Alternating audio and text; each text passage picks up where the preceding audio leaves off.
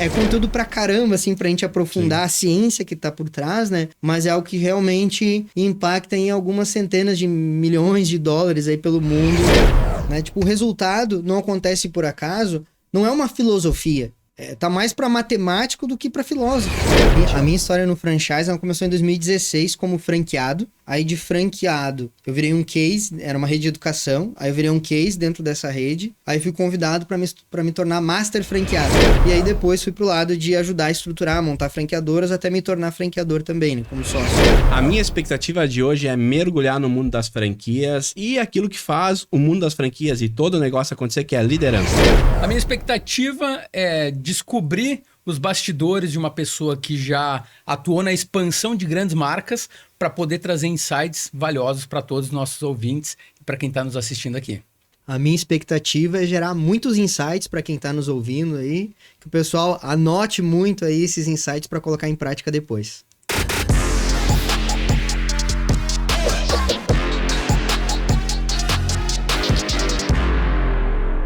Olá, meu nome é Giovanni Praz, sou empresário, conselheiro, palestrante, escritor, cofundador do Instituto LVO, junto com o meu parceiro Josué. Estamos aqui hoje em mais um episódio dos Bastidores do Lucro.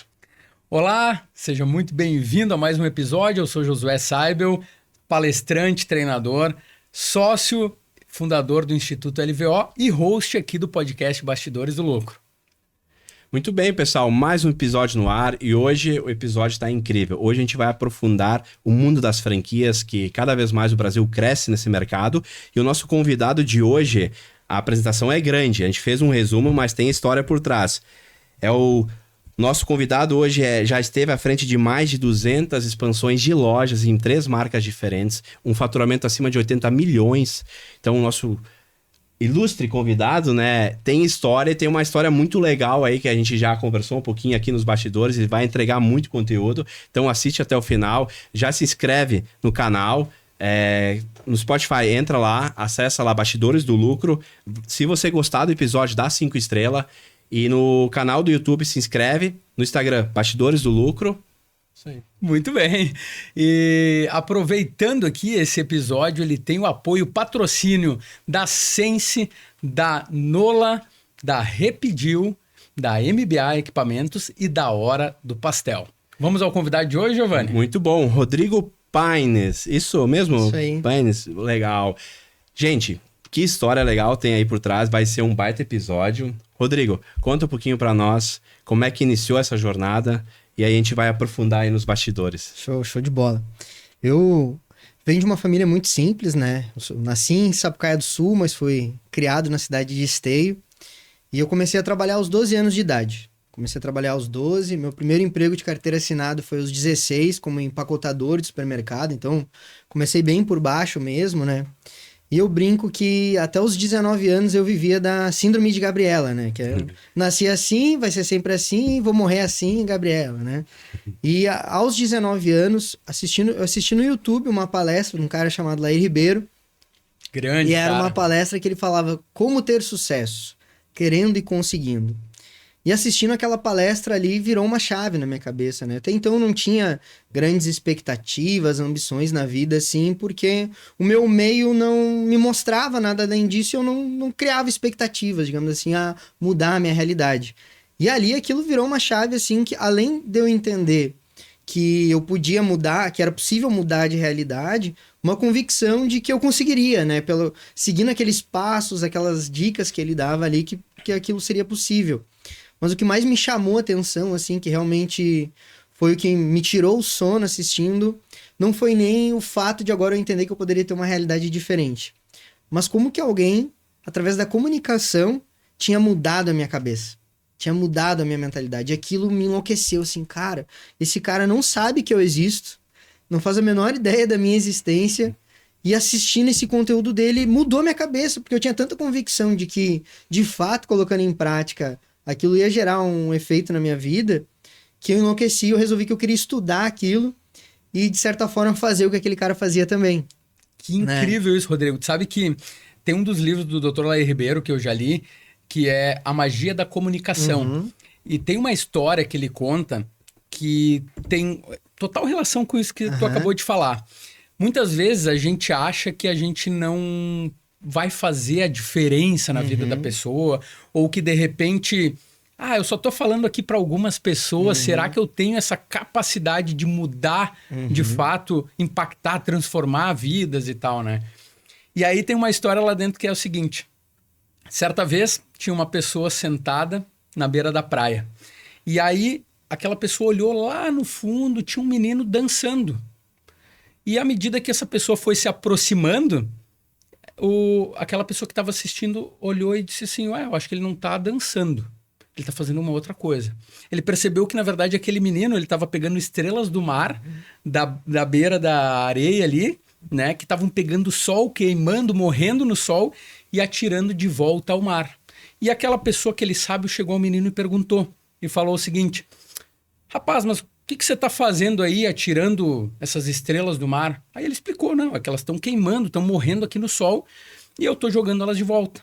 Aquele cara olhou para o menino e falou: mas por favor, olha quantas milhões de estrelas do mar tem aqui na beira dessa praia. Tu acha que tu vai fazer a diferença? O menino se abaixou, pegou mais uma estrela do mar, atirou de volta para a água e falou assim: para essa eu fiz a diferença. Então olha que poderoso isso. Perfeito. A capacidade que a gente tem de impactar, não importa quantas pessoas. Exatamente. Se para uma eu fiz a diferença, já está valendo a pena. Exatamente. E é isso que eu acredito também, sabe? Então, todo convite, como o convite de hoje, é assim, eu enxergo exatamente como nessa história. Eu tenho esse livro, inclusive. É muito bom. Já li também. E é fazer isso todos os dias, né? Dentro, seja com as nossas equipes, seja dando um conselho para alguém, ou nas redes sociais. Hoje é muito fácil a gente gerar esse impacto, né? Quando a gente acredita nisso como um norte. E comigo foi muito poderoso também lá na época, né? E quando eu decidi que eu queria fazer isso da minha vida, eu comecei a estudar o que tinha feito gerar aquele impacto em mim. Por que eu tinha confiado no que ele estava falando, né? De que forma que a minha cabeça mudou.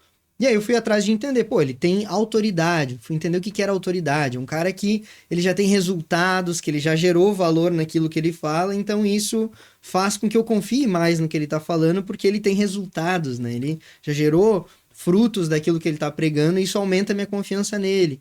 Aí fui entender que ele usava a programação neurolinguística. Aí fui entender o que era esse negócio de programação neurolinguística. Fui estudar programação neurolinguística, daí fiz o Practitioner, Master Practitioner.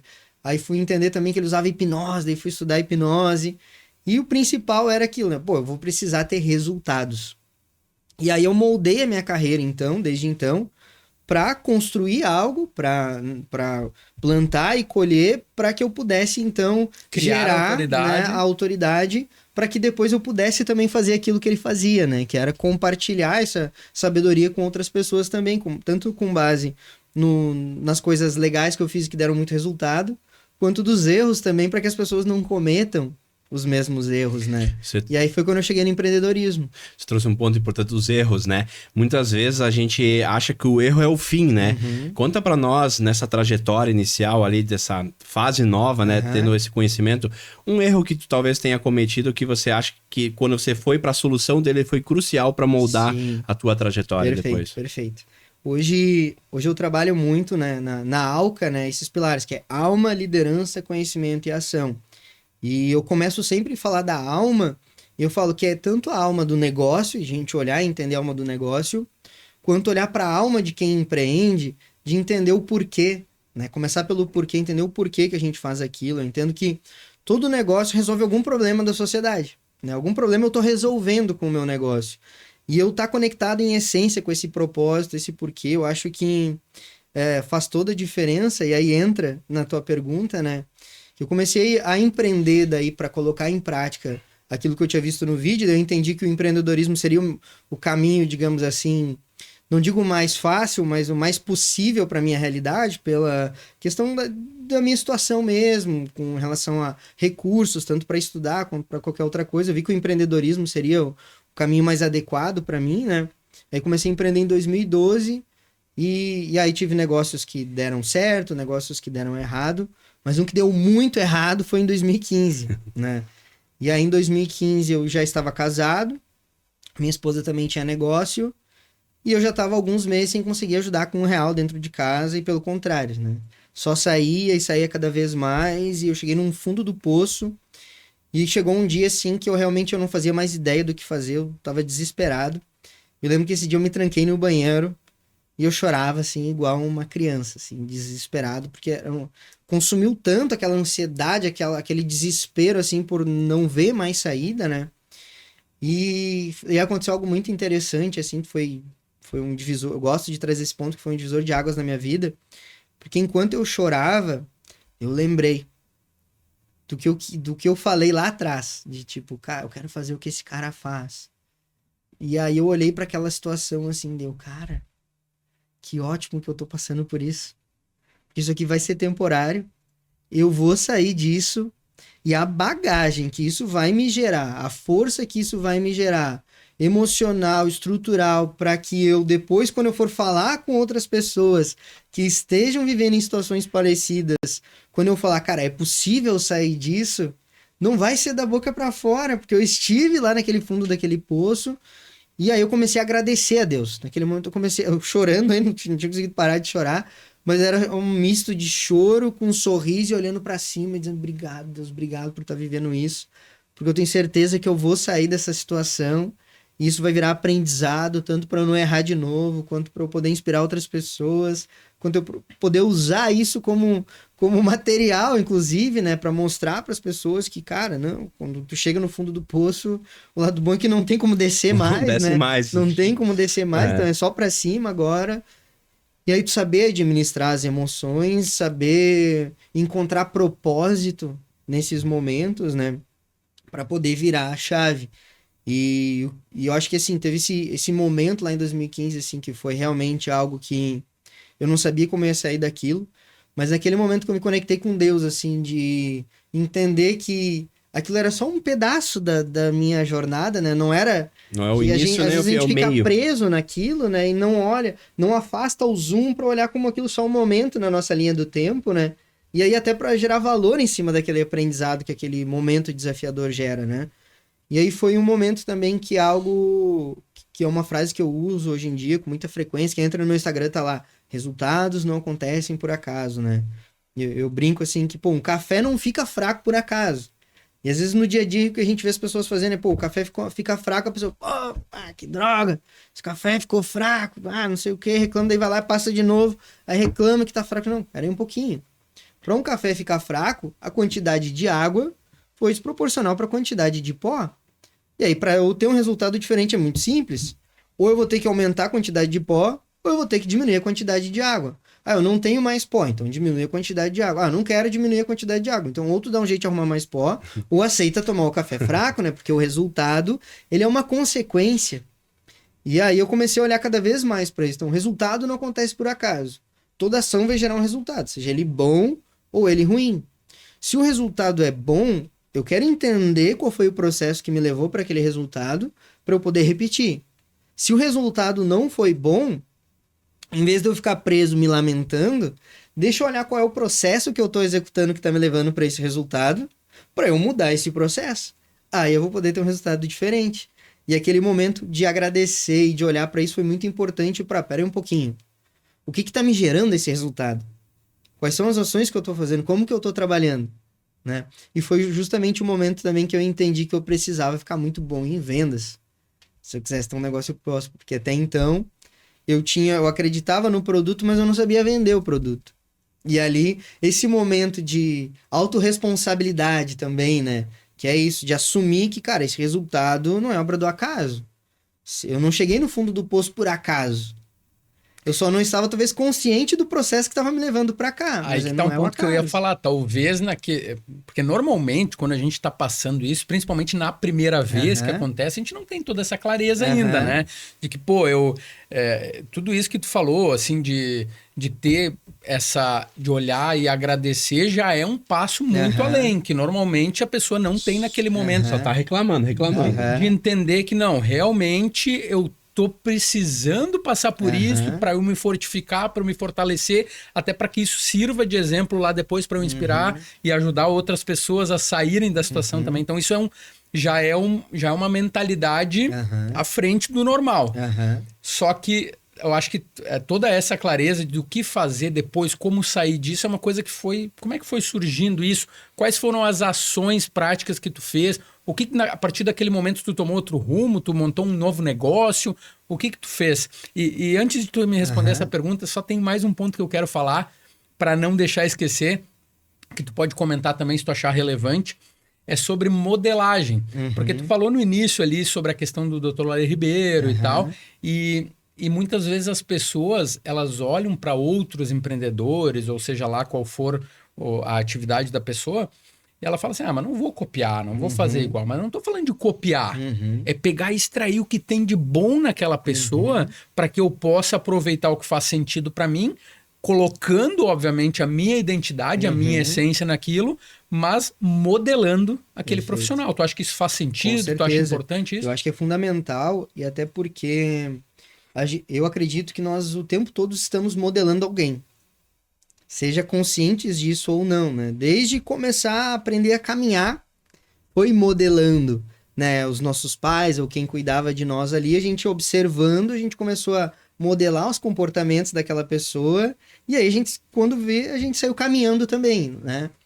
Só que daí o que acontece, né? Muitas vezes, por exemplo, no meu caso, eu comecei a modelar muitas questões do Lair, depois, alguns anos depois, comecei a acompanhar o Flávio Augusto na internet, ouvi o que ele falava, as crenças por trás, e aí eu comecei a ver que muitas vezes o meio ambiente, as amizades, enfim, que me cercavam, seguiam um modelo que era totalmente diferente do que esses caras me mostravam.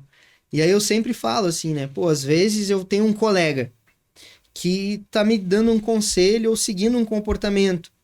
E aí muitas vezes, para fazer parte do grupo, eu acabo me adaptando ao modelo daquele colega. E aí assim, mas será que esse colega que eu tô me adaptando a seguir aquele modelo tem um resultado que eu espero ter? Pô, talvez ele não tenha. Pô, e aí eu olho, pô, aí tem o Giovanni. Pô, o Giovanni tem um resultado que eu quero ter. Aí o Giovanni tá me falando uma coisa. Aí tem outros 3 que falam, não, cara, já sei que o Giovanni tá falando. Daí eu vou olhar o quê? Eu vou olhar o resultado. Deixa eu olhar pro resultado. O que eles estão colhendo e o que o Giovanni tá colhendo. E aí eu tomo a minha decisão de quem que eu vou escutar e quem eu vou modelar, sabe? Porque às vezes a gente vai muito pela galera, né?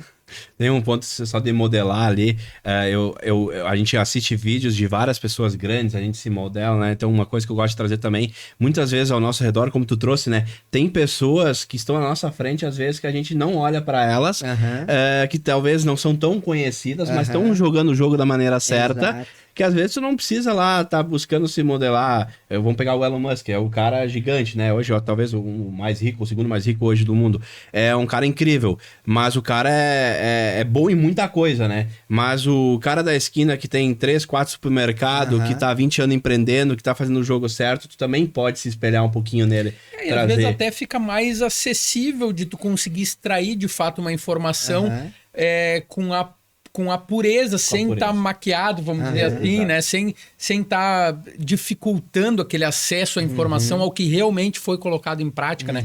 E por isso que eu acho tão importante o Bastidores do Lucro, né? Porque a ideia do nosso podcast aqui é justamente essa, é poder trazer de fato o que está ali por trás. E até entrando nesse ponto, eu queria que tu trouxesse com mais clareza aqui, Rodrigo, para a gente poder trazer coisas práticas assim para quem está nos assistindo. Qual foi exatamente o erro que tu cometeu ali que te levou àquele fundo do poço e qual ação ou quais ações, porque não é uma só, né? O que tu decidiu a partir dali que começou, talvez não foi ali naquele momento que tu decidiu algo que te trouxe o resultado que tu tem hoje, mas que começou a te tirar daquele caminho que tu tava lá no fundo do poço para te levar para um resultado diferente. Legal. Com certeza ali foi a essência, né? Foi a sementinha que germinou tudo o resto depois e que norteou muitas coisas depois. Eu acho que assim, o primeiro ponto foi esse, de entender que resultados não acontecem por acaso.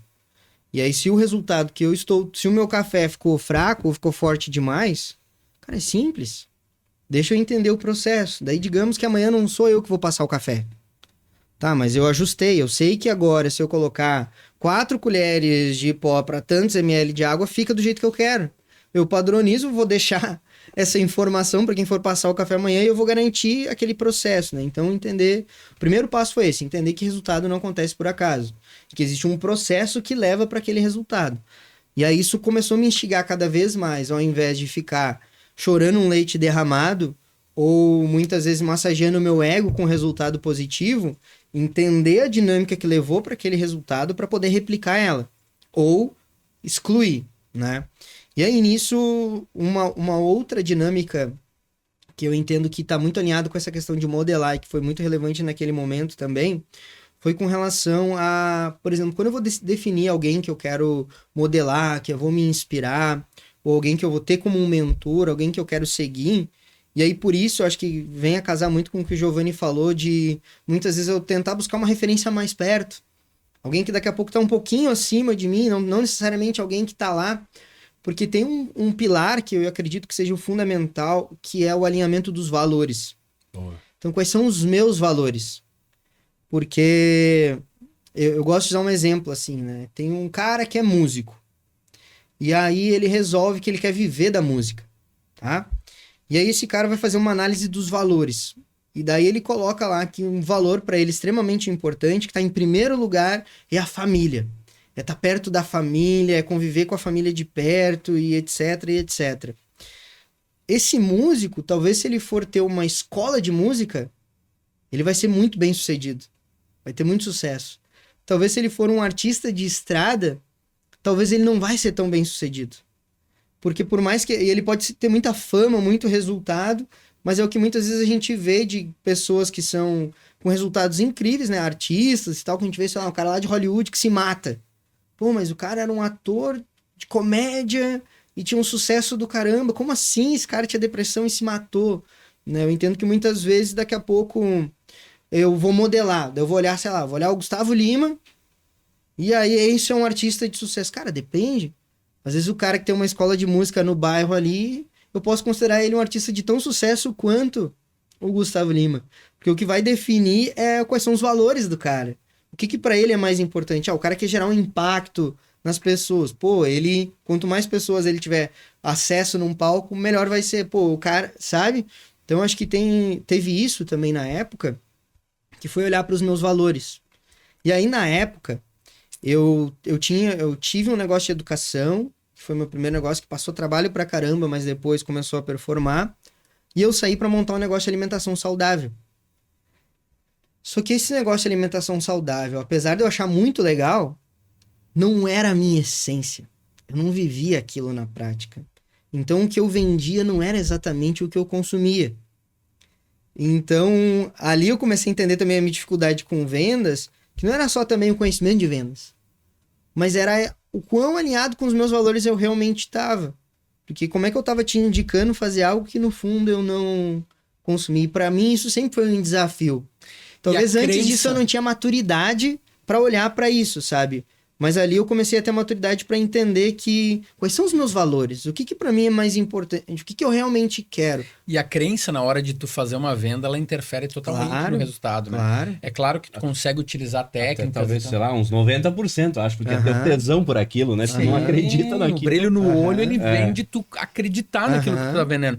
É óbvio que com técnicas tu consegue performar mesmo sem acreditar 100% naquilo. Agora, não vai ser genuíno e talvez não vai atingir o mesmo resultado que poderia se tu tivesse aquela convicção, cara, eu tô entregando a minha verdade, é isso aqui que eu acredito, é isso aqui que eu confio e eu vou transformar vidas, ou eu vou fazer tal resultado, porque é isso que eu acredito demais. Exato, né? Você trouxe um ponto de educação lá no passado, né? Não sei quantos anos faz mais ou menos que você iniciou na parte de educação ali. Educação foi em 2013, 2014 e depois desse cenário eu voltei para educação, né? Eu vou trazer outro parênteses vou até aqui brincar, na verdade tu nunca saiu da educação. A gente que é empresário, a gente tá no mercado da educação, né? Se a gente olhar. Porque o nosso papel como, né, eu como CEO da Hora do Pastel, conselheiro algumas empresas, nosso papel é educar, é passar Exato. know-how, passar conhecimento, ajudar a equipe a resolver desafio, né? Trazer ferramentas.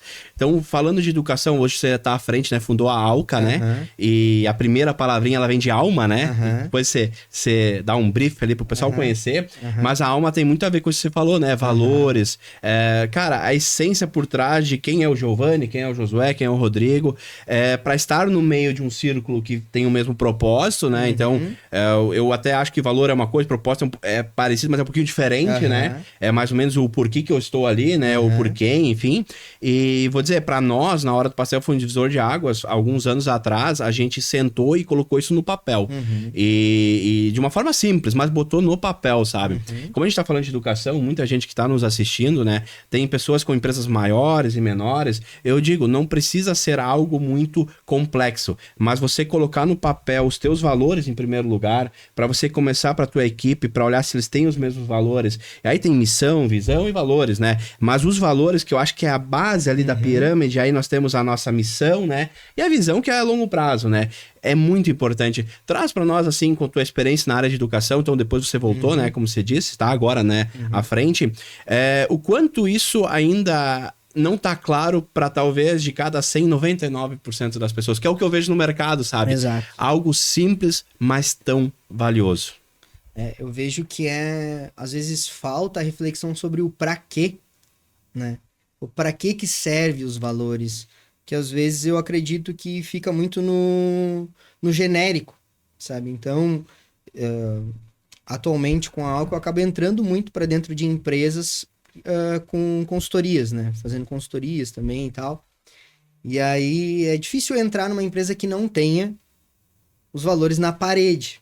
Deixa eu dar num banner. Revelar aqui a minha primeira empresa, muito tempo atrás, eu peguei no Google, joguei na parede. Eu cometi esse erro uns 10, 12 anos atrás e quebrei a cara. É muito comum, é porque muitas vezes o empresário, quando ele tá montando o negócio e tal, ele olha para isso como uma etapa burocrática do processo. Tem que definir missão, visão e valores. Mas não sabe o porquê. Mas para que serve isso?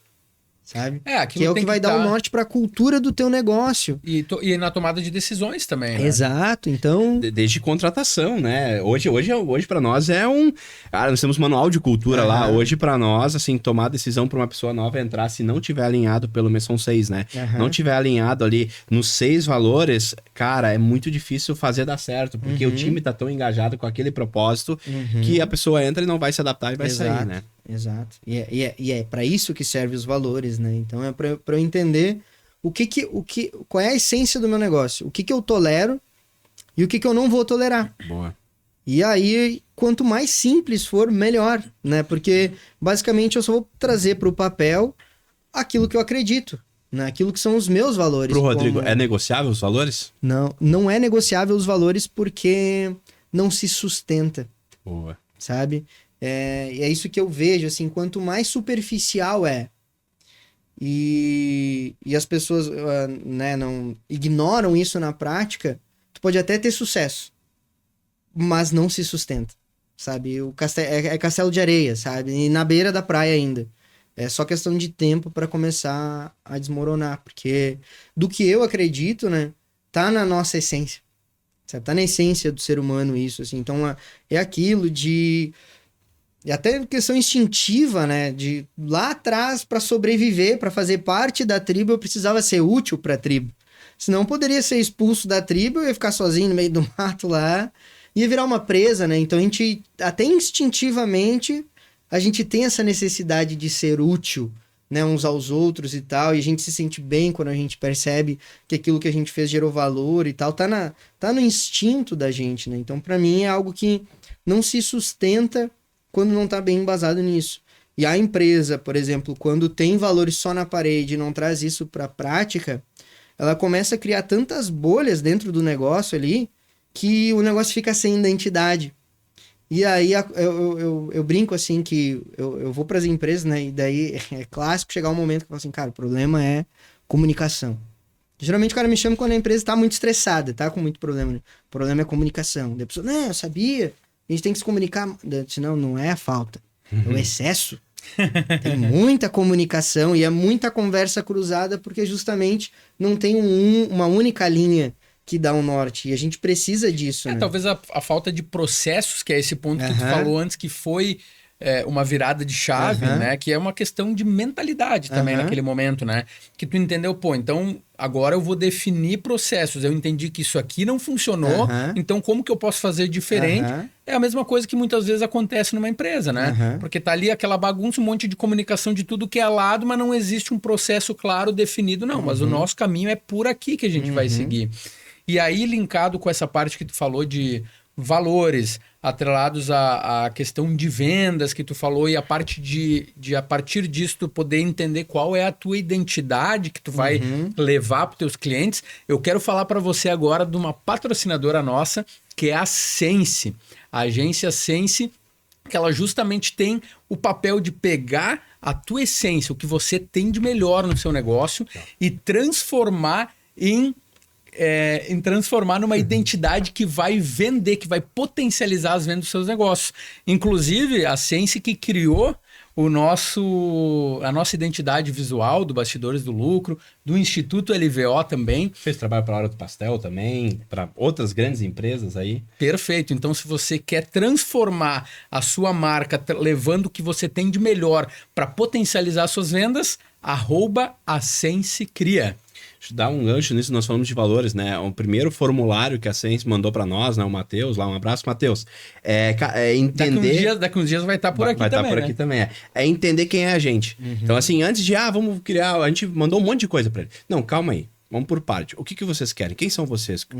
Ele nos conhecia, né? Mas quem são vocês? O que é o propósito do podcast, do Instituto LVO? Então, a essência por trás começa no início, né? No início da criação da marca, os nossos valores desde o início, né? Então, muito legal. Grande abraço, Matheus. E aproveitando para falar de uma outra empresa patrocinadora aqui do podcast Bastidores do Lucro, não poderia estar de fora... A Hora do Pastel. Tem cupom. Tem cupom de desconto para você que está nos assistindo aqui. Se você quer comer o melhor pastel do mercado, que está disponível nas franquias da Hora do Pastel, bota o cupom LUCRO10 que você vai ter um desconto especial só para quem nos assiste aqui, só para quem nos acompanha aqui no Bastidores do Lucro. A Hora do Pastel, que inclusive é uma marca que está em constante expansão no segmento das franquias aí, com 18 lojas já operando, mais outras que estão aí borbulhando para sair em breve, e em várias cidades, né, Giovanni? Tem várias cidades, agora com expansão para fora do estado, né? A gente já está fazendo quase 10 anos de marca e estamos agora, né, fazendo expansão para o Brasil todo. Com toda uma solidez já... né, a marca já consolidada no mercado, agora expandindo cada vez mais. E se você quer empreender nesse mercado, pode ser uma excelente solução para você realmente potencializar e ter grandes resultados numa franquia validada na Hora do Pastel. Ou se você quer comer um pastel bom também, entra em contato lá com a Hora do Pastel e faz o teu pedido. Muito bem, e seguindo nossos valores, né? Quem empreende com a Hora do Pastel vai fazer os dois, porque vai estar consumindo o produto também, né? Exatamente. Muito bom. Rodrigo, né, a gente falou aqui de valores, né?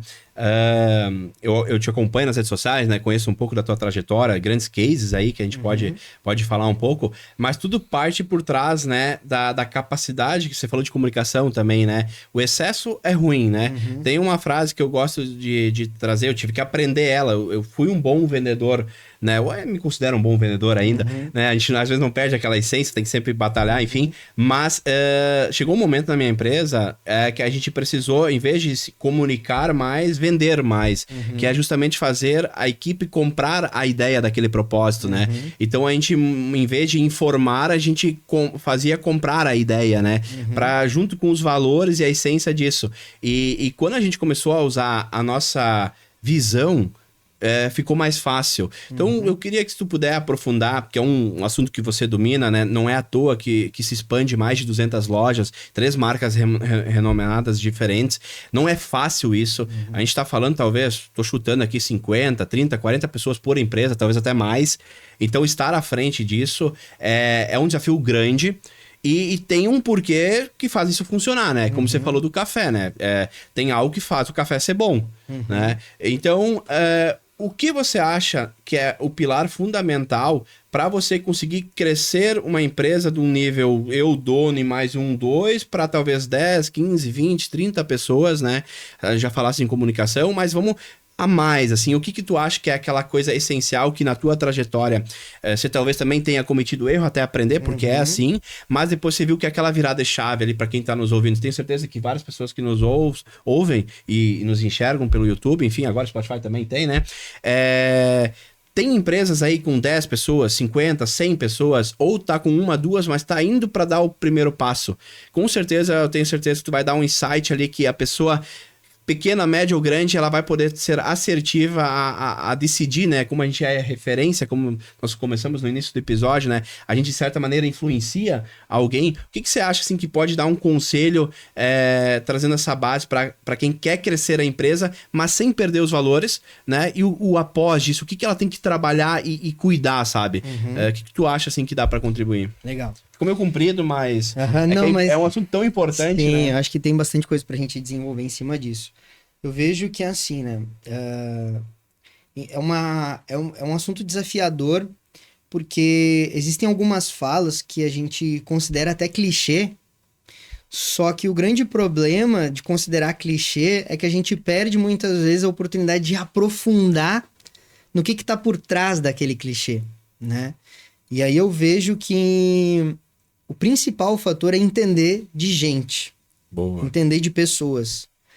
E aí, só que isso é muito fácil a gente falar, né? Eu pego muito no pé, inclusive porque eu vejo muitos gurus na internet, assim, daí eu pego no pé de algumas frases de efeito, assim, né? Tipo, contrate atitudes e treine e desenvolva as habilidades. Pô, essa é clássica, assim. Daí eu falo assim, cara, legal. Qual atitude tu tá dizendo? Aí geralmente vem um tipo, a pessoa tem que ser proativa. Será? Depende da função. Assim, cara, um segurança, eu não quero um segurança proativo, não.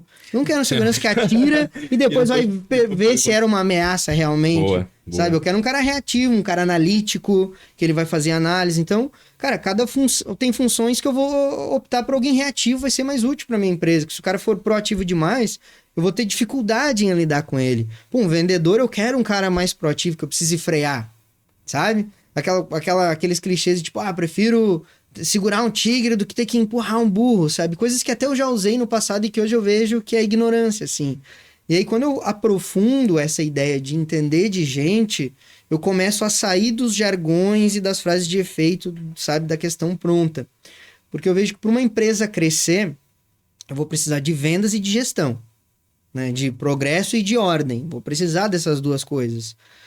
E para eu vender, a essência está em quanto mais eu entender de gente, como funciona um ser humano, né? Então, o que leva um ser humano a agir, a tomar uma decisão? Que tipo de coisas que acontecem no emocional, no racional, na biologia dele, né? Quando o cara... às vezes eu ajo quando o meu cortisol tá alto, no momento de estresse, e aquilo me impulsiona para uma ação. Mas às vezes o cortisol pode me travar.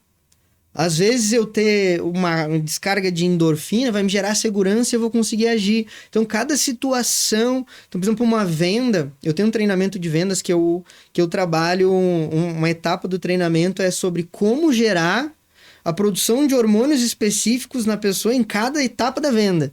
Então, tem um momento que eu quero endorfina, tem um momento que eu quero cortisol. E que tipo de provocação eu vou fazer para gerar aquilo? Então, para eu chegar no momento de construir um script de vendas, né? Uma narrativa por trás, levando isso em consideração, eu preciso entender muito de gente. Na hora de eu estruturar um time, a mesma coisa. Tá, então pegando esse gancho, porque eu acredito que um gargalo de muitas empresas é conseguir contratar bons profissionais ou profissionais que venham a ser bons, enfim, dentro de determinadas áreas, mas principalmente na área de vendas, na área comercial, eu acredito que é um ponto que talvez... é uma necessidade de muitas empresas. Qual ferramenta, de forma prática, assim, um empresário que está nos assistindo aqui consegue aplicar no momento da contratação ou da seleção de profissionais para que ele consiga entender, esse cara tem um perfil para ser um bom vendedor ou para se tornar um bom vendedor da minha empresa? Legal.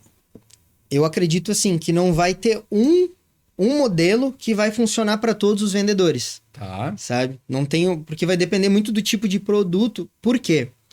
Porque eu vejo que no processo seletivo é muito comum se olhar para habilidades e competências que a pessoa tem e para fit cultural, né? E daí é onde entra esses clichês do contrate atitudes, treine e desenvolva habilidades, aí contrate a pessoa pelo fit cultural e tal, ou olhar esses dois pilares, né? Que é fit cultural, quanto o cara tá alinhado com os meus valores, com as crenças da minha empresa, enfim, e se ele tem as habilidades e as competências mínimas necessárias para executar aquela função, né? Sei lá, vou contratar um cara pro financeiro que o cara não faz ideia como é que funciona o Excel. Pô, não vai ter como, né? A não ser que eu seja uma escola que vende formação para quem quer trabalhar na área financeira, né? Tem uma coisa muito importante, porque eu já cometi esse erro, e eu acho que muita gente, eu costumo contratar pelo fit cultural primeiro, depois vou para as habilidades. Mas lá atrás eu não sabia o valor das habilidades quando eu comecei. Então contratei uma pessoa apaixonada lá numa outra empresa lá no passado, muito pela marca, né? Apaixonada, mas para a função a pessoa não tinha as competências.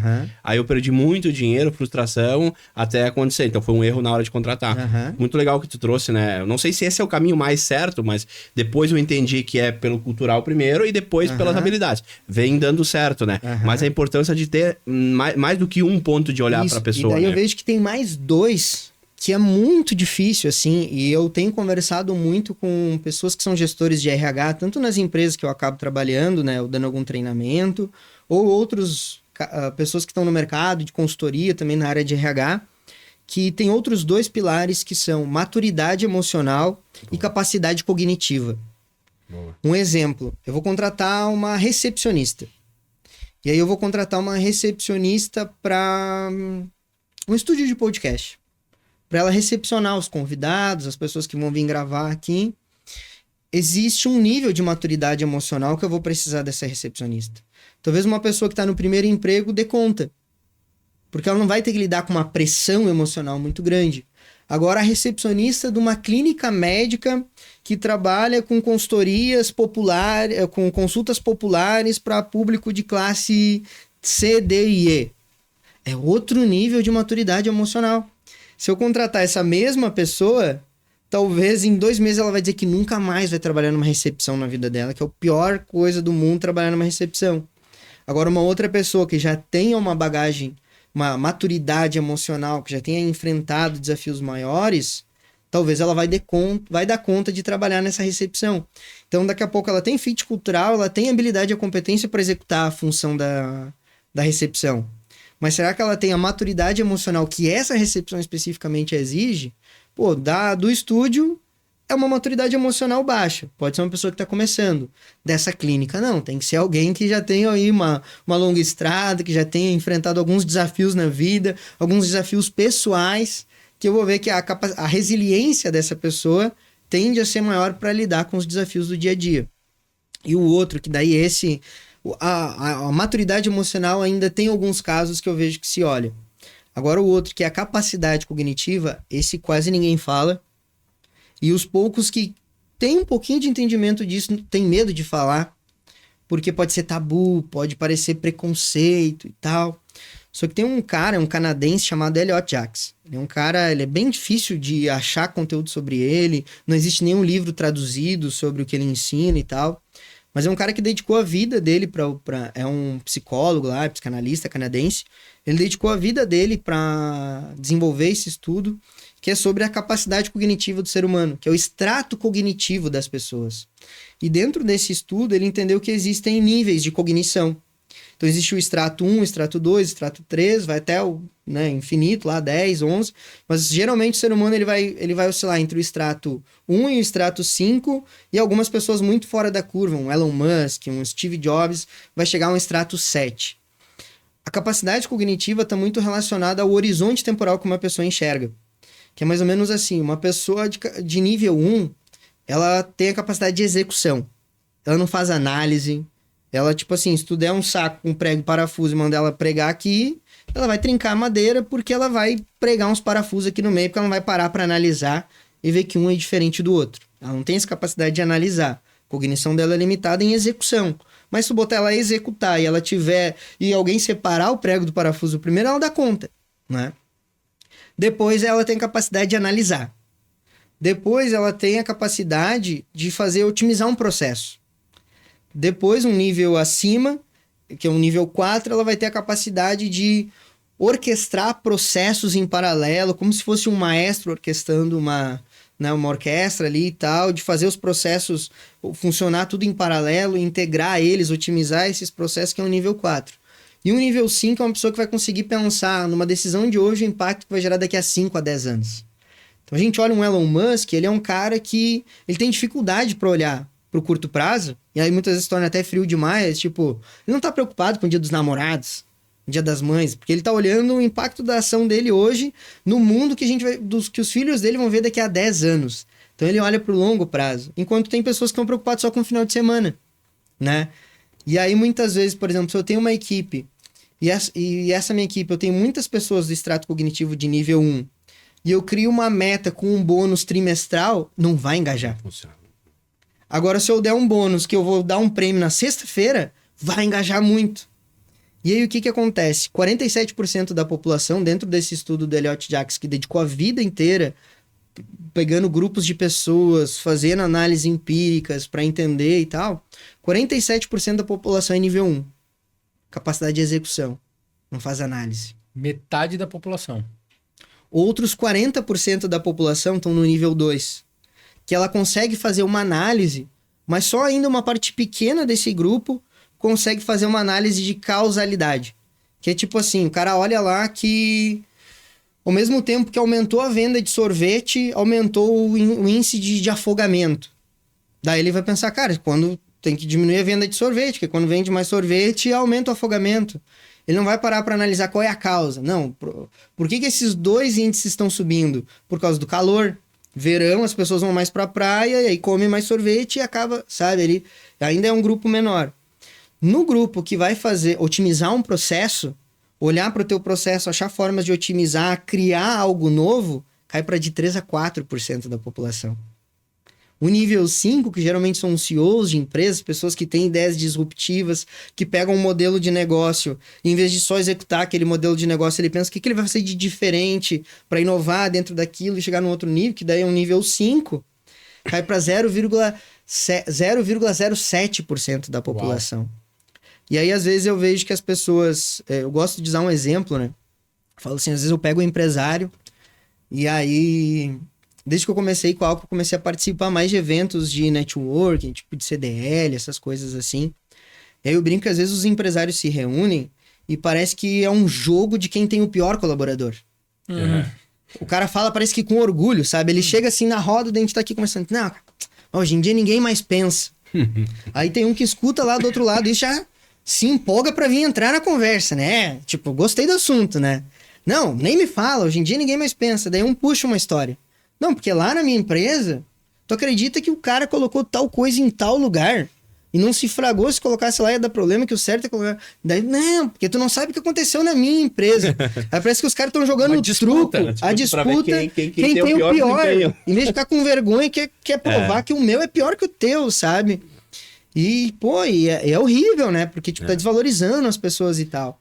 E daí eu brinco que tem um outro tipo de empresário. Daí os bonitos, enquanto os bonitos estão lá jogando o truco de quem tem o pior colaborador, tem um outro empresário que nem participa dessa mesa, que é, por exemplo, o empresário lá, um franqueado do McDonald's, um franqueado da Hora do Pastel, que ele tem processos. Daí até eu tenho uma palestra que eu mostro um processo do McDonald's de como assar pão de queijo. Daí eu brinco assim com o cara, daí o que ganha o concurso de quem tem o pior colaborador. Não, porque tu não sabe o que aconteceu lá na minha empresa. Contratei o cara tinha que assar o pão de queijo. O cara me largou os pão de queijo tudo amontoado na forma e botou a assar. Não é óbvio que vai crescer e vai grudar um no outro, vai ficar tudo deformado, feio. Aí ganhou o troféu lá. Não, tu tem o pior colaborador. Não, realmente não dá pra competir contigo. E ele vai pra casa feliz, né? Que não, eu tenho o pior, né? Eu sou o mais dramático. E aí o McDonald's tem um processo que na POP lá, o procedimento operacional padrão tá, pegue a bandeja tal, coloque em cima da bancada X. Então tem a bancada específica que é para colocar a bandeja. E aí tem um desenho que mostra exatamente assim que o primeiro pão de queijo tem que estar no centro da bandeja, o segundo no canto superior direito, descendo no sentido horário, com a demarcação na bandeja de onde tem que ficar cada pão de queijo. E é um processo que tu bate o olho, tu já aprendeu. Daí eu brinco que eles vão treinar, daí eles entregam aquele processo, chega do lado do cara e ensina pro cara o passo a passo. O cara que é nível 1, ele vai olhar o processo, vai aprender a executar e vai executar. Aí vai ter um cara que vai olhar e vai falar assim, tu tá me dizendo isso? Esse processo aqui é pra não grudar um no outro, né? Eu brinco, já marca uma estrelinha no currículo desse cara, porque esse já, no mínimo, faz parte do grupo 2. Que ele tem capacidade de fazer análise, que ele parou pra analisar o porquê dessa regra em vez de só executar. Esse talvez vai virar um supervisor, vai virar uma outra função depois, para ficar reciclando e garantindo que o resto da galera tá executando. E aí eu mostro um próximo slide, que é um rapaz, um funcionário do McDonald's, se aposentou depois com síndrome de Down, que se aposentou depois de 32 anos servindo sorrisos. E várias matérias na mídia que saíram em cima daquilo.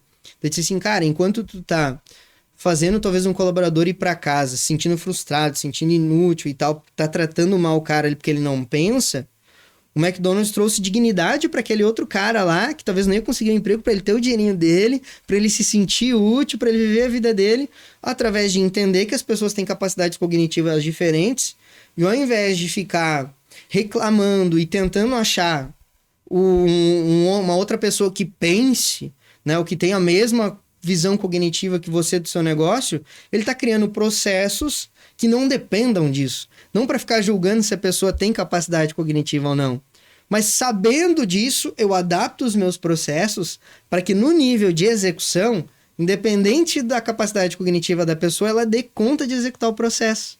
E aí, dessa forma, também o empresário, claro que a gente deu o exemplo do McDonald's, mas trazendo para uma realidade de um negócio menor, dessa forma o empresário ele pode deixar de ser tão imprescindível no negócio. Exato, dessa forma deixa de ser escravo do negócio ele dele. deixa de ser escravo do negócio dele e consegue escalar através de processos. Quando a gente olha, né, por exemplo, assim, qual é o nível de complexidade de uma operação do McDonald's?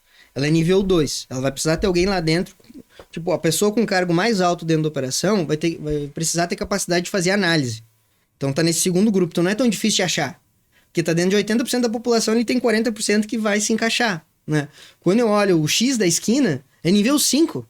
Boa. Porque não tem processo. Aí a pessoa que faz o hambúrguer, que faz o X, que faz o cachorro-quente, se ela sai, o cara tá ferrado. Ele demorou 2 anos para desenvolver ela. Meu primeiro negócio era nível 10, então. Porque o meu primeiro negócio era eu com 22 pessoas e era eu que sabia tudo, né? Quando não tava lá... Mas uma coisa que tu me falou esses dias, e a pessoa ela precisa ter uma mentalidade para entender o que tá por trás disso, que me falou, cara, eu tô trabalhando para cada vez ser menos necessário no meu negócio. Sim, exato. Né? O teu objetivo é ser desnecessário dentro da hora do pastel, por exemplo. E atuar como realmente o papel que eu acho que é o papel do CEO. Eu tenho essa frase no meu livro, né? Eu trago assim, que um bom líder, ele constrói pessoas, né? E quando eu digo constrói, eu acho que o CEO, quando ele contrata alguém, não importa qual o nível da cadeia que tá, se tá lá, vamos pegar 1000 colaboradores, o CEO tá lá em cima, mas alguém contratou a pessoa lá. Mas o comando todo tem que ser em fazer aquela pessoa entrar e sair melhor. Que seja 1 ano, 2, 3. Eu tenho uma crença assim que eu acredito que quanto mais a gente se entregar para a construção, formar a pessoa, melhor é o nosso resultado. E quando eu digo formar, mais depende do nosso senso de autorresponsabilidade. Então, de entender que a pessoa nem sempre... ela pode ter o melhor currículo, mas ela tem um currículo na base, no contexto, na vida que ela tinha naquela empresa. Eu vou dar alguns dados aqui. Nós temos gerentes na rede hoje que onde operaram tiveram não um bom resultado, não foram muito bons, mas era o cara da esquina que tinha que ter um nível 5, né? E hoje na rede operam e a gente performa, eles ajudam, eles de certa maneira dá para treinar algumas capacidades, mas precisa muito que a pessoa também se entregue para subir de nível, né? Não é uma coisa que só um lado, tem que os dois querer, mas por ter processo e padrão, né? Eu falo muito, a Hora do Pastel, desde a primeira loja, que era eu e minha esposa, lá no início, a primeira loja, ela tinha um manual para tudo. Então, assim, não como é hoje. Mas lá na parede tinha uma folha de ofício escrita de caneta quantas gramas ia naquele produto. Aí depois eu entendi que eu tinha que ter um padrão, porque na parede escrito não é o suficiente, tem que melhorar. E uns 2 anos nós lançamos nosso Academy, né? Então fomos melhorando. E hoje estamos regravando, porque a linguagem já tem que ser diferente de novo. Então, assim, a gente tem... É um dilema aqui, né? A gente tem, de um lado, que é o quê? A gente tem o maior patrimônio de uma empresa são as pessoas. O dono, o colaborador, o cliente, o fornecedor, é pessoas. Mas ao mesmo tempo, quanto mais o processo operar para facilitar a vida das pessoas, mais ele prospera. É o que eu acredito, né? Então a gente traz isso para a rede hoje. A gente investe muito em educação na rede, assim, sempre trazer gente de fora para ensinar, trazer pessoas com resultado, que tenham expertise. E aí tem nichos diferentes, né? Eu atuo hoje como conselheiro em algumas empresas que são nichos totalmente diferentes, porque são insights diferentes, sabe? Isso é o legal das pessoas.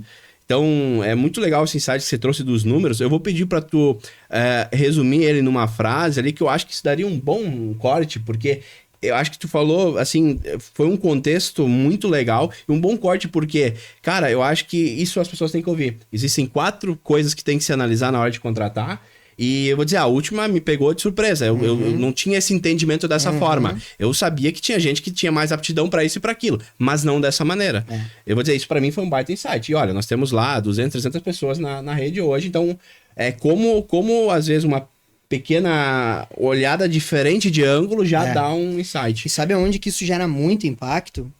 Existem cases de mercado, né? Tu pega, por exemplo, Blockbuster, uma empresa que não existe mais. Há alguns anos atrás, Netflix bateu na porta dos caras, dizendo, cara, eu tenho um negócio aqui que é um negócio do futuro e eu quero te vender ele. E eu quero 50 milhões de dólares por ele. Era troco pros caras. Só que quem que tava no board executivo, primeiro, não era mais quem fundou, e tinha uma equipe executiva. E a capacidade cognitiva, que é essa questão de tu enxergar a longo prazo e tal, não tem a ver com habilidade técnica. Então eu posso me formar na faculdade muito bem, fazer um MBA, eu posso entrar numa grande multinacional que já tenha processos estruturados e ser um excelente C-level, um diretor lá, mas daqui a pouco a minha capacidade cognitiva, ela tá mais de execução do que de viés de longo prazo. Aí senta na mesa para falar comigo um cara que fundou a Netflix, eu enxergo 1 ano, 2 à frente, eu vou achar que é uma ideia que não faz sentido, que é uma ideia de louco, sabe? Enquanto talvez se eu tivesse ali no board uma pessoa com uma capacidade cognitiva de ver o impacto daquela ideia 10, 20 anos à frente, ia ter comprado a Netflix e hoje a gente nem ia conhecer a Netflix. Ia ser a Blockbuster que ia ter um serviço de streaming, em vez de ter deixado de existir. Então, muitas vezes, até para cargos executivos, a gente pega a mão de obra do mercado de pessoas que têm já, e eu vivi muito isso na prática com empresa em ascensão.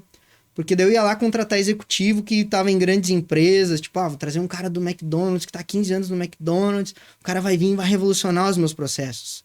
E o cara era muito bom lá, porque lá já tinha todos os playbooks, todos os processos estruturados. E aí na minha operação que eu precisava que ele me ajudasse a desenvolver, o cara não desenrolava. E aí eu achava que qual é o problema desse cara? Se o problema sou eu? Eu disse, cara, não, foi um erro de contratação, de não entender que se eu tivesse já o playbook pronto, talvez ele ia ser excelente. Mas o cara que eu preciso hoje para criar isso não é esse executivo. É um outro perfil. E até para definir as cadeiras, depois então acaba impactando muito, sabe? Eu ter essa visão. Enfim, é conteúdo pra caramba, assim, pra gente aprofundar a ciência que tá por trás, né? Mas é algo que realmente impacta em algumas centenas de milhões de dólares aí pelo mundo, os erros quando a gente não olha para esse 4º pilar, né? Então, para mim, o processo de seleção de pessoas envolve 4 pontos, que é, eu preciso olhar para fit cultural, é fundamental, eu entender que os valores da pessoa estão alinhados com o da minha empresa, eu preciso olhar para habilidades e competências, porque eu tenho que entender que sim, eu tenho que gerar recurso para desenvolver e treinar a pessoa, mas eu não sou uma escola, então eu preciso que o cara já venha com o mínimo de habilidade e competência para ele poder gerar valor em cima da função que eu estou contratando ele, né? Então ele tem que ter habilidade e competência. Olhar para a maturidade emocional para entender o quanto a pessoa já tem a vivência e o nível de entendimento, de maturidade emocional para lidar com o nível de pressão que aquela função vai exigir. E olhar para a capacidade cognitiva para ver se o nível de complexidade que eu vou largar no colo daquela pessoa executar, ela realmente está apta ou não para isso. E aí tem várias ferramentas e dinâmicas que a gente usa para isso. Por exemplo, capacidade cognitiva, o nível, qual é a capacidade da pessoa de aprofundar em um assunto. Por exemplo, redação é uma coisa que mostra muito. Tu dá um tema para a pessoa e ver o quanto ela consegue aprofundar em desenvolver o raciocínio. Sem uso do chat. Exato. Boa. Exato, em desenvolver um raciocínio em cima daquele assunto. O que tu é a favor ou contra tal coisa? Eu sou a favor. Por quê? Porque eu acho que é bom. sabe? Tu sabe O que... quanto que ela consegue aprofundar me diz muito da capacidade cognitiva. Daí eu fecho esses 4 pilares, entendeu? Muito bom, cara. Tu sabe que a gente analisa, né? Tudo tem um porquê. Trazendo só a essência da dica do café ali, que eu acho que ficou muito legal, né? Pra trazer num contexto genérico, né? Então, cara, se você tem um cara que não tá performando, cara, tem um porquê. Aí tu vai olhando lá atrás e assim, ó, se você tá com esse problema agora na tua empresa, não é o fim do mundo. Tem solução. Claro. Você só tem que ter uma coisa. Eu quero aprofundar um pouquinho aqui. Mas antes, deixa eu agradecer nossos patrocinadores, né? Nós falamos de informações, né? De importância de dados também aqui. Eu quero agradecer a Repedil, nosso parceiro, né? Atende nossa rede de franquia, atende vários outros mercados. A Repedil, pessoal, para vocês terem uma ideia, com eles, vocês vão ter dados que vocês vão poder tomar decisões mais assertivas para o dia a dia de vocês. E quando a gente fala de dados, a gente está falando de realmente olhar para a empresa de vocês e entender qual é o perfil do cliente. Com base nisso, você vai tomar decisões se eu invisto mais para esse público aqui, se eu invisto mais para esse público lá. Você vai entender se daqui a pouco o teu marketing não está sendo feito gasto demais, né? Tem um ditado que diz assim, marketing nunca é de menos. Mas, na verdade, o marketing, ele é um recurso da empresa. Você tem teu DRE lá, você tem teus gastos, se é 3, 5, 10 mil que seja, ele é um recurso. Ele não é infinito. Então, se você puder, através de informações e dados, poder, talvez, em vez de 10, gastar 7, ter mais resultado do que 10, poxa, você escala a tua empresa, você cresce a tua empresa. Otimização, né? Otimização. Então, a Repedil faz isso de uma maneira com a consolidação de dados, tá? E tem outras funcionalidades que eles têm, como a questão de envio de mensagem para reter cliente, aumentar ticket médio, um monte de coisa. Então, entre em contato com a Repedil. E também aproveitar aqui o Marcos da MBA, é o nosso fornecedor homologado da Hora do Pastel, outras grandes players ali, supermercados, né, açougues. Eu trago esse como referência, a gente falou agora há pouco aqui, né, de ter um processo bem definido e tudo. E uma das coisas que a gente fez nos últimos 2, 3 anos na rede foi homologar um fornecedor que tivesse a capacidade de entregar aquilo que a gente precisa para facilitar a vida da pessoa que vai comprar a franquia. Imagina, nós temos franqueados que são advogados, são economistas, não tem nada a ver com alimentação. Imagina o cara ter que decidir qual balança comprar, qual geladeira comprar. Então tem um processo por trás. Beleza, isso é uma parte. A outra eu preciso de um fornecedor que me entregue essa qualidade. E o pessoal da MBA faz isso. Então, gente, entre em contato, quer reformar, ali tem condições especiais e eles entregam aí no Brasil todo, tá, pessoal? Então, a MBA Equipamentos. E também, para concluir essa parte de dados, ver que tudo é informação, né? Tudo é propriedade que a gente precisa usar para tomar decisão do nosso negócio. Temos a Nola, né? Que é o nosso sistema de softwares que a gente tá utilizando já na Hora do Pastel. É um sistema incrível, porque é um dos primeiros no mercado que eu vejo que tem o fato de ter DRE por competência com DFC. Para quem tem mais de 1 ou 2 lojas, né, tem mais de 2, 3 lojas, é a coisa mais crucial porque realmente importa muito. Para quem tem uma que está nessa fase e ainda não faz análise de DRE, tem que começar a fazer, tem que se aprofundar sobre isso porque é importante. Aí tem o DFC também, que é extremamente importante, até mais que o DRE de certa maneira num primeiro momento, porque é onde gera caixa, mas a maioria dos sistemas no mercado não entregam isso consolidado. E o Nola nos conquistou por isso. A gente foi atrás, foi conhecer e nós migramos, né, na rede e é incrível, assim. Então eu falo com propriedade, funciona super bem e com isso a gente está conseguindo crescer cada vez mais, estruturar melhor a questão de multifranqueado na rede. Então você que tem um restaurante, cara, a Nola é perfeita para você. Tem mais? Com certeza é. Então, assim, presta atenção nisso, porque os nossos números do dia a dia, né? O dinheiro entra todo dia pro mercado de alimentação. E todo dia entra dinheiro lá. Então, se a gente não fizer gestão disso, a gente vai ter problema, né? Aí não adianta depois querer... tu não vai saber onde que tava o café, ou onde que tá o erro da água. Tu não vai saber, porque vai chegar final do mês, tu não tem dados, não tem informação, tu tá perdido. Então, ó, entra em contato com o pessoal da Nola. Rodrigo, a gente conversou aqui muito sobre pessoas, né? E a pessoas é a base de tudo. Deixa eu colocar um desafio, assim, trazer até pro contexto da nossa expansão aí, porque eu tenho vários amigos que também estão nessa fase, né? Até talvez você atenda, né? Você também possa fazer. Então aqui, em tese, é um conselho gratuito em tese. Por quê? A gente fala, vou te dar um conselho gratuito. Mas, na verdade, se a pessoa parar para ouvir esse conselho, ela deu algo, ela deu tempo. Burro é a pessoa dar tempo para algo que é valioso e não executar. Né? E aí vem uma questão que, antes da pergunta que eu vou te trazer, é a autorresponsabilidade. A gente trazia lá atrás, quando você disse, estava lá embaixo, né, no banheiro e tal, chorando, enfim. Mas teve uma coisa que foi a autorresponsabilidade. Você viu que tinha o porquê e autorresponsabilidade, porque você podia ser vítima daquilo e tudo certo. Eu, quando vendi o meu primeiro restaurante, depois não recebi... Eu, por 2 anos foi muito bom, mas daí quando eu recebi de volta, eu não entendia porque o cara tinha quebrado aquilo. Eu naquele momento não, mas ao longo de 1 ano eu comecei a entender que o erro foi meu, não pela venda, mas porque eu tinha tudo muito, vamos dizer assim, na minha cabeça. Então eu tomei autorresponsabilidade de entender, cara, eu vendi uma coisa boa, funcional, eu vendi totalmente o que era, mas se eu ter um negócio de novo, eu não quero correr o risco de depender de mim, né? E aí vem dessa questão de tentar construir algo e fazer isso de maneira que não dependa. Então a autorresponsabilidade, ela não é fácil. Eu digo, assim, eu acho que foi uma chave que eu virei com meus 24, meus 25, até sair de casa com 11 anos. Então tu já acha que tu sabe tudo, né? Então tu quebra a cara muitas vezes. Mas, cara, eu ouvi muito conselho bom, eu ignorei muito. Né? Tem uma pessoa hoje que é um conselheiro, um mentor, assim, pra mim, que me falou muita verdade, que hoje eu escuto o pessoal falando e às vezes eu pago pra me falar. E o cara me deu de graça, né? Então, sobre autorresponsabilidade, o poder que isso tem, mas também traga, assim, de uma forma... Porque você viveu isso muito cedo também, senão você não estaria onde você tá hoje. Como é que a pessoa consegue, talvez, melhorar esse processo de ter isso pra ela? Porque um franqueado de sucesso tem autorresponsabilidade. Um CEO de uma empresa tem autorresponsabilidade.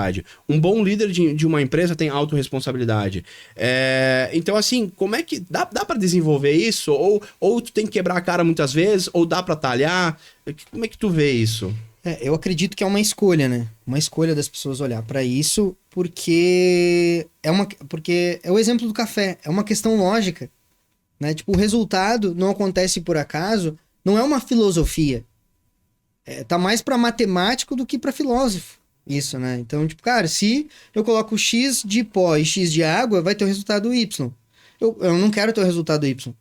Então, eu não posso mais colocar as mesmas quantidades, né? Então, eu vejo que é uma escolha da pessoa sair de uma posição de vítima e começar a olhar para as coisas e entender a influência que ela tem nos resultados. Olhar para o que antecede. A pessoa tem que querer olhar para isso. Então, eu acho que é algo que é difícil de eu promover isso no outro, né? E aí eu preciso cada vez mais, eu acho que é buscar separar o joio do trigo, que é buscar pessoas que ou entendam isso ou que estejam dispostas a entender isso. Porque a lógica vai ser essa, né? Tipo, não tem um caminho diferente, né, do que a autorresponsabilidade, porque eu preciso olhar para o processo que levou aquele resultado, entender o que eu preciso ajustar para ter um resultado diferente. Não vai ter então, como mudar. Tem a ver da pessoa... Talvez a gente queira que ela tenha essa autorresponsabilidade, mas só vai ter se ela decidir. Se ela quiser, uma escolha dela. Porque é uma escolha. Você pode dar as ferramentas, mas talvez ela não tá no momento de entender que isso é importante. Ou tem alguma ferida que dói muito, e aí daí eu falo, cara, às vezes eu indico pro empresário, cara, vai fazer terapia. Sabe? Eu indico para muitos empresários, cara, preciso que tu quer realmente que eu te ajude, então eu preciso que tu vá fazer terapia. Eu preciso que tu vá resolver as tuas questões com teu pai e com a tua mãe, senão a gente não vai conseguir resolver. Porque às vezes eu pego o caso de empresário que, ele não consegue sair do operacional. Aí eu vou olhar o cara que quer competir com o colaborador, o maior medo dele é tipo assim, tu ter medo de ter um colaborador que frite pastel melhor do que tu. Sabe? Aí o cara vai lá e ele quer provar que não, que tem... Tipo assim, cara, o resultado, o que eu preciso no final? Preciso que o pastel fique sequinho e tal, que ele siga o processo. E às vezes tem algum detalhezinho que o cara tá seguindo o processo, mas, sabe, do meu jeito e tal. E às vezes daí eu disse assim, cara, qual é o teu medo de... Porque, tipo assim, eu ouvi tu falando e é algo que...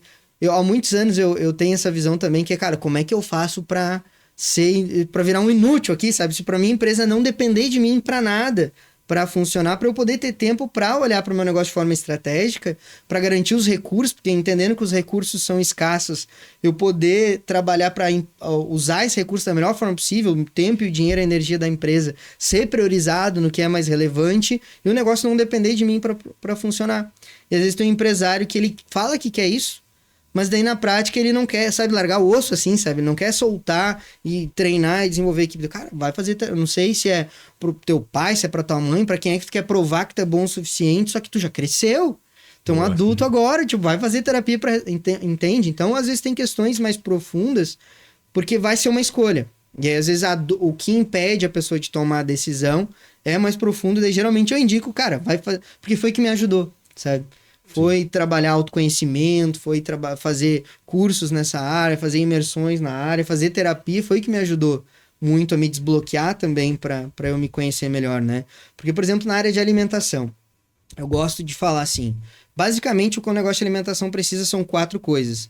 Ele precisa que o cliente entre na loja, ele precisa que o cliente, depois de entrar e comprar, volte mais vezes na loja, voltando mais vezes na loja. Eu preciso que ele compre cada vez mais, aumentar o ticket médio e preciso que ele indique para outras pessoas. Fechando esse ciclo aqui, esses 4 pontos, tá top.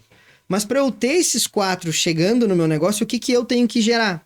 Aí eu preciso trabalhar prospecção de clientes, eu preciso trabalhar o atendimento, então é a qualidade da prospecção, a qualidade do atendimento, a qualidade do produto, a qualidade da produção e a qualidade da gestão. Então, do meu lado como empresário, eu vou olhar gestão, produção, produto, atendimento e prospecção.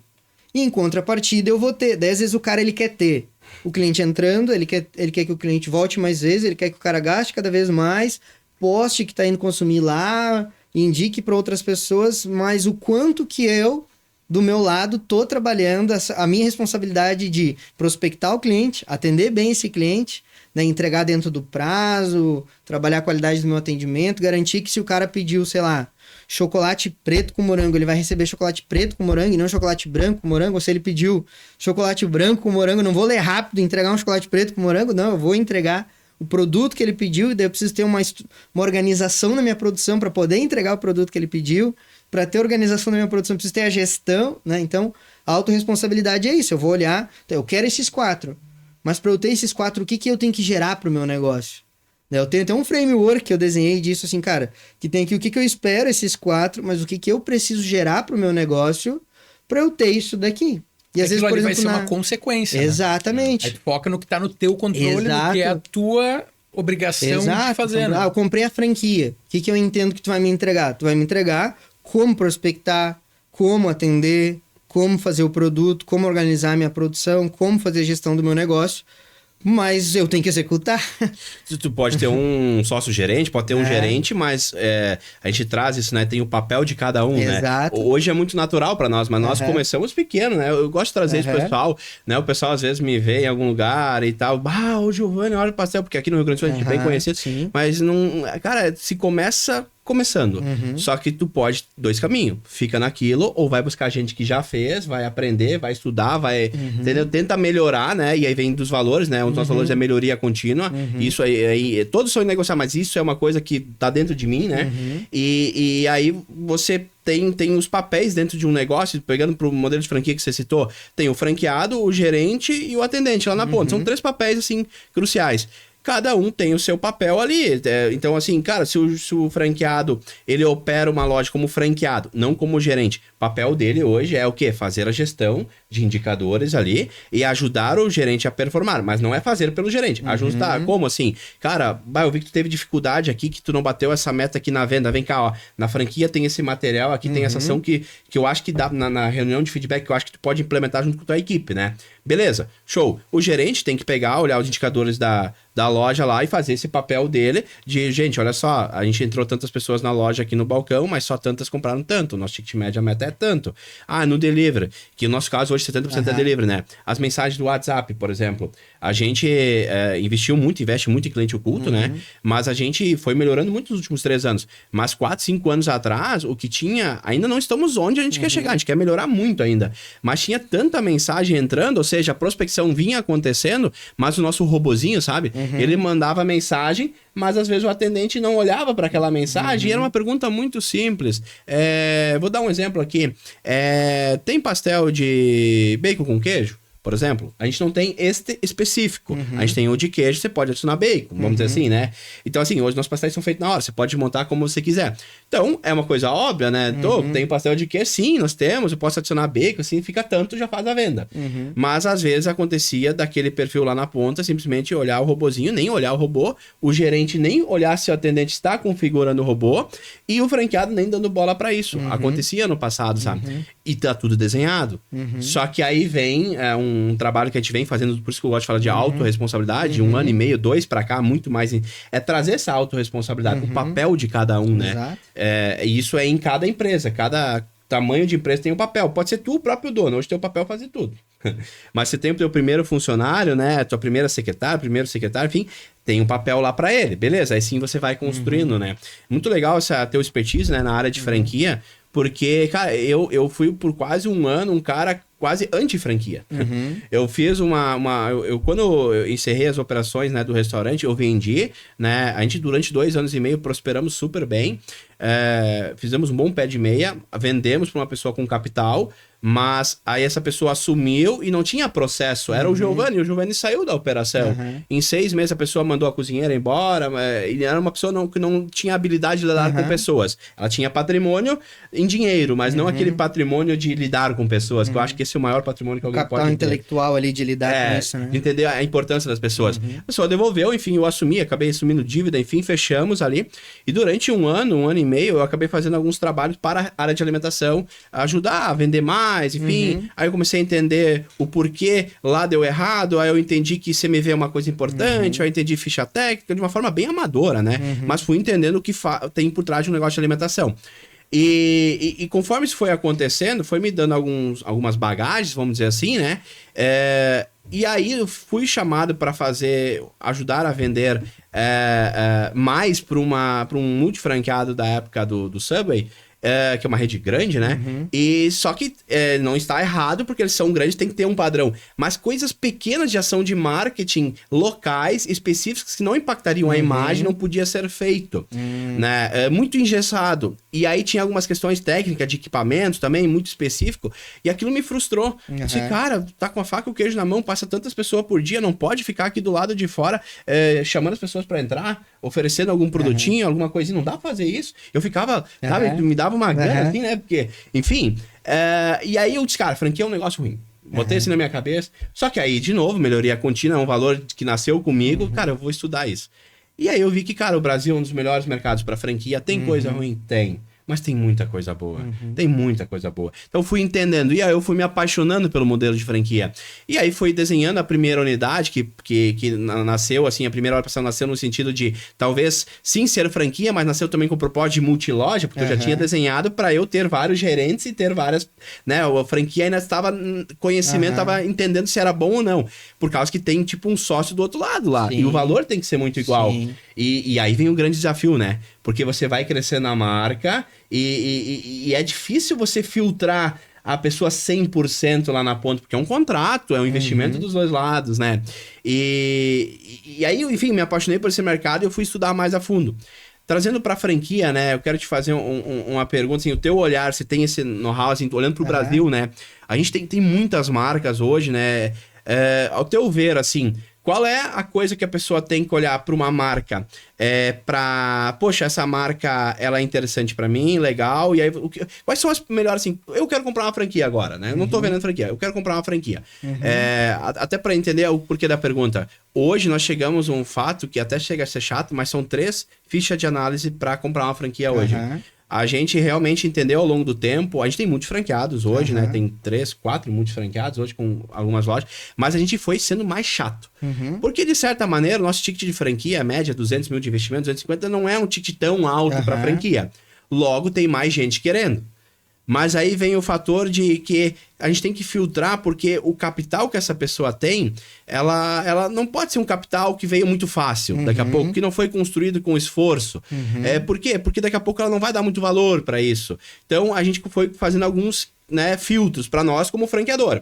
Mas dá uma dica pro cara que quer comprar uma franquia, que filtro ele tem que fazer, né? O que ele tem que olhar antes de... Você tem um know-how incrível nessa área, trabalhou no lado, né, do franqueador, vamos dizer assim, né? Comecei como franqueado. Franqueado também, então era franqueado. Olha só, então, quem melhor então para dar esse insight? A minha história no franchise, ela começou em 2016 como franqueado. Aí de franqueado, eu virei um case, era uma rede de educação, aí eu virei um case dentro dessa rede, aí fui convidado para me tornar master franqueado. Boa. Que daí é um master franqueado, é aquele franqueado que ele é como se fosse um sócio da franqueadora, né? Ele Expande aquela ajuda, região. ele dá suporte pro franqueado, ele expande aquela região. Quem tem a responsabilidade de ajudar o franqueado a implantar e treinar ele é o master franqueado, enfim, né? E aí depois fui pro lado de ajudar a estruturar, montar franqueadoras, até me tornar franqueador também, né? Como sócio. E uma fala que eu uso há muitos anos, assim, sempre usei principalmente com pessoas que estavam interessadas em comprar franquia e depois reforçavam com quem se tornava franqueado, que eu perguntava, o que é franchising? O que é franchising? E aí muitas vezes a pessoa que está interessada em comprar franquia e tal, traz frases como, que eu vou ter um modelo que já foi testado e que daí eu tenho uma segurança que ele vai me dar retorno, sabe? É um modelo que ele já foi validado e aí eu tenho uma garantia que vai ter resultado. Daí tu escuta várias assim que chega a dar um calafrio a fala, né?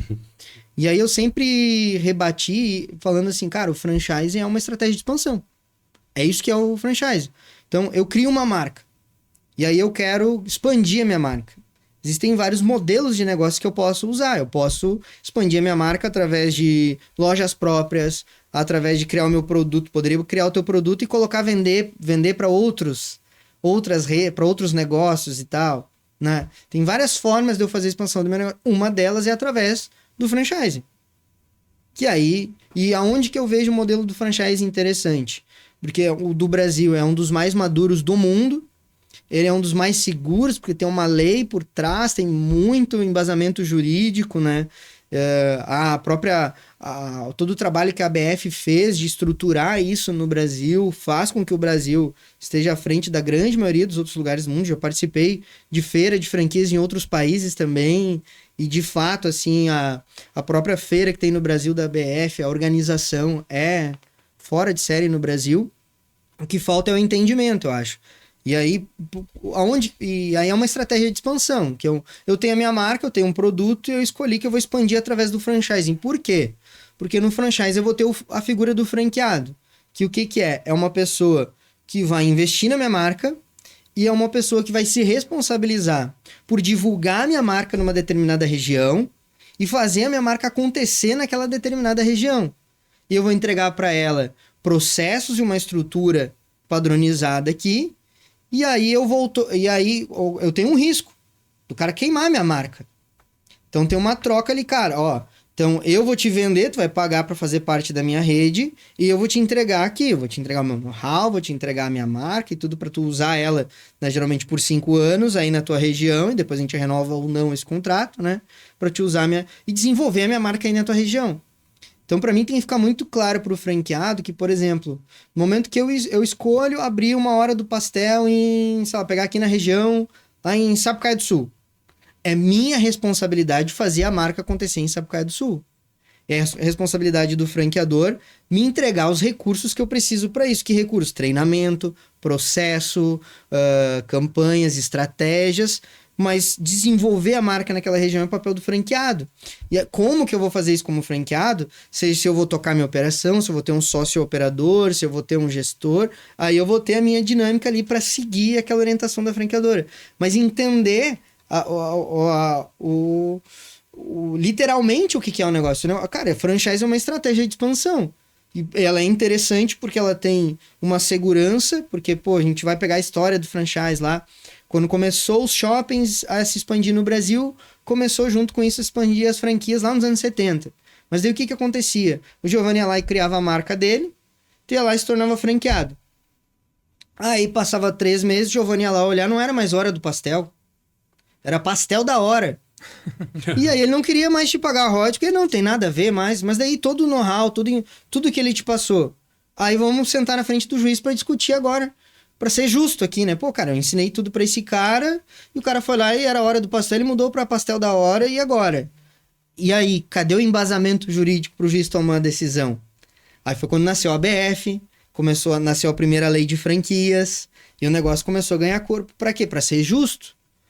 Tu não pode ir lá e mudar pra pastel da hora e tá tudo bem com isso.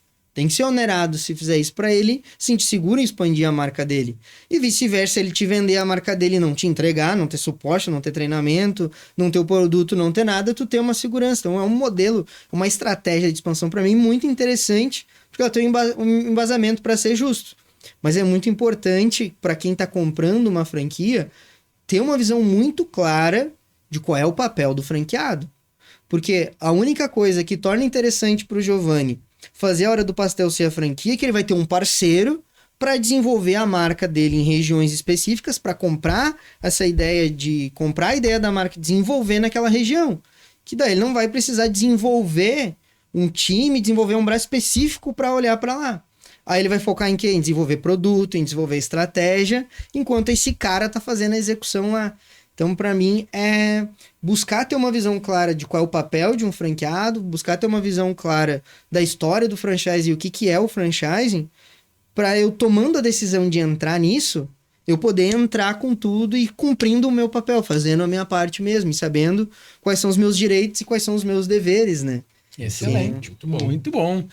Excelente explanação sobre esse mercado de franchising. Pena que a gente está chegando no final desse episódio, mas se você está nos assistindo até aqui e ainda não é inscrito no canal, vai lá e se inscreve no canal, dá o like nesse vídeo. Olha só o que está dizendo aqui, ó. Plante ideias, colha soluções no livro do Giovanni, né? Plante like para colher mais prosperidade aí na sua vida. Então dá o like nesse vídeo. Se tu ainda não é inscrito, já te inscreve no canal e ativa o sininho para receber as notificações, porque toda quarta-feira, às 18 horas, tem um novo episódio com um convidado especial aqui no Bastidores do Lucro. Se você ainda não nos segue no Instagram, nas redes sociais, vai no Instagram, @Bastidores do Lucro Podcast, e também no Spotify, que está tanto em áudio quanto em vídeo. Se você curtiu esse episódio, vai lá no perfil do Bastidores do Lucro, clica nos pontinhos lá e bota em avaliar programa. E aí vai abrir assim umas estrelinhas, você clica em 5 estrelas se você gostou do episódio e avalia para que o Spotify mande essa mensagem de prosperidade, de insights valiosos para mais pessoas. Agradecemos demais, Rodrigo, pela tua participação no episódio de hoje. Muito obrigado. Eu aprendi muito e com toda certeza quem está nos acompanhando aqui aprendeu muito também. Espero que a gente possa fazer novas rodadas no futuro aqui, porque eu acho que tem muita informação que ficou... Dá alguns episódios. Dá alguns episódios, tem muita informação que pode ser trazida em outros momentos. Obrigado, a gente está muito feliz. Eu estou muito feliz, Giovanni. Muito. Eu já conhecia um pouco, né? Não os bastidores, vamos dizer assim, né? Mas já acompanhava, então era um dos motivos de convidar, né? Porque a gente procura trazer aqui realmente isso, os bastidores, né? Que tá por trás do negócio. Ninguém chega num certo patamar da vida se não teve seus perengues, seus desafios, e isso é o que tá nos bastidores, né? Ou a gente falou de consequência, sucesso, a consequência é aquilo que aconteceu antes, tanto de acerto como de erro, né? E pra gente concluir aqui, a gente tem sempre uma pergunta final, ela é sempre a mais desafiadora. Se você for definir, né, numa frase, né, num parágrafo, o que, não necessariamente financeiro, né, enfim, como você interpretar melhor, como é que você definiria lucro? Lucro? Lucro. Legal. Como que eu definiria lucro? Eu vou para a parte técnica, vou acabar indo para o lado técnico da palavra lucro, porque uma questão que eu gosto muito de trazer para os empresários, assim, o que é ter lucro, né?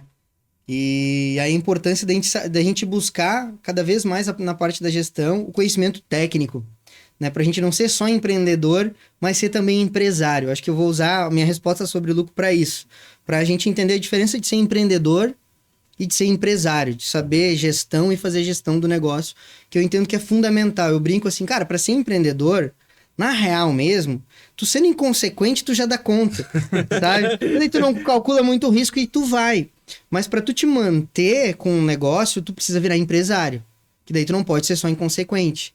E aí eu sempre provoco assim, de ter lucro é ter dinheiro, e aí o pessoal fica, não é? Eu disse, cara, ter lucro não significa ter dinheiro. Eu posso ter um negócio que entrega lucro e que não entrega dinheiro. Porque digamos que eu faturei 100 mil reais e eu tenho 50 mil reais de custo. Então, entrou 100, mas vai sair 50. Porém, das minhas vendas, 70% foi no cartão de crédito. E eu não antecipo o cartão de crédito. Eu deixo vir lá para não pagar tantos juros. Eu vou fechar a conta no final do mês, eu tive lucro? Eu tive lucro. Eu tenho dinheiro? Eu não tenho dinheiro. Se eu não tenho capital de giro, eu vou me ferrar. E eu vou pensar, pô, meu negócio não tá dando dinheiro. Não, cara, teu negócio tá tendo lucro. Mas ter lucro não significa ter dinheiro.